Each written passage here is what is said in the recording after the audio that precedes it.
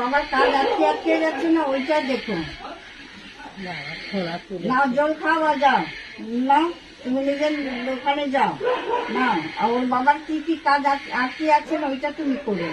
এই ছেলের শরীরে এসে কি করবে? মানুষের উপকার করো, শরীরে আসলে হয় না, উপকার করতে হয়।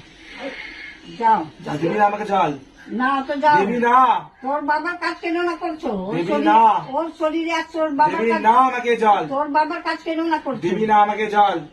ঘর এসে গেছে। দিবি না আমাকে জল। কেন না।